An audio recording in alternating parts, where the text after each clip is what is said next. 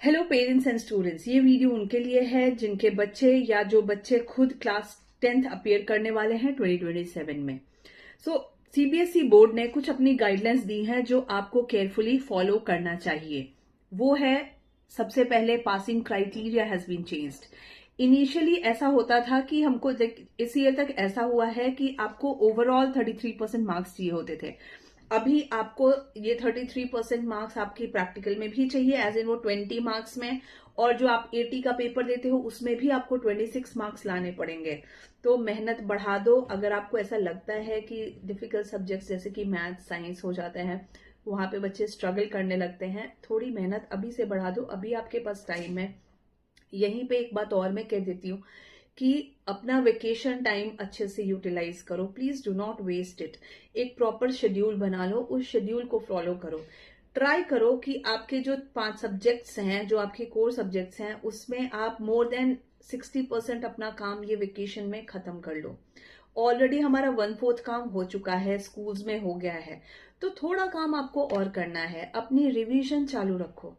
बच्चे आगे पढ़ते हैं, पीछे छोड़ते जाते हैं, तो क्या होता है, आपको वो पूरी मेहनत फिर से करनी पड़ती है। तो ऐसा मत करो। आज अगर आपने नया टॉपिक पढ़ा तो उसको 4 दिन के बाद फिर से रिवाइज करो, और छठे दिन पे वापस उसको एक्टिव रिकॉल करो उसको, कि जो आपने पढ़ा था वो आपको याद है या नहीं है, और अगर नहीं है तो वापस जाओ वहां पे। तो इतना टाइम आपको स्पेंड करना पड़ेगा। दूसरा, पासिंग क्राइटेरिया चेंज किया है हमारे सीबीएसई ने। अटेंडेंस कंपलसरी किया है 75%। तो school bunking and all, please do not do it, क्योंकि एक्शन स्ट्रिक्ट लिए जा सकते हैं। तो just be careful over there.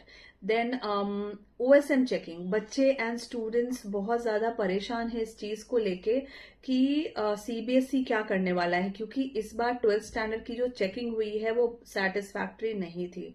In fact बहुत सारे ग्लिचेस हमको दिखे हैं। So just be relax, at least for this year class 10th मतलब 2027 बोर्ड्स में मैनुअल ट्रेडिशनल चेकिंग होगी, ऑन स्क्रीन चेकिंग नहीं होगी। तो आप यहाँ पे थोड़ा सा रिलैक्स कर सकते हो।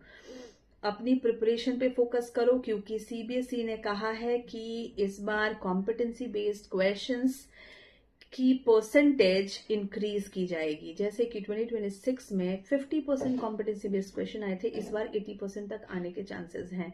तो अपने रिसोर्सेज पे ध्यान दो। मैं सबको यही कह रही हूँ कि अपने रिसोर्सेज पे ध्यान दो कि आप प्रिपेयर कहाँ से कर रहे हो, क्योंकि एनसीईआरटी से फोकस शिफ्ट हो रहा है, वो बेसिक बुक जैसे आप ट्रीट कर सकते हो।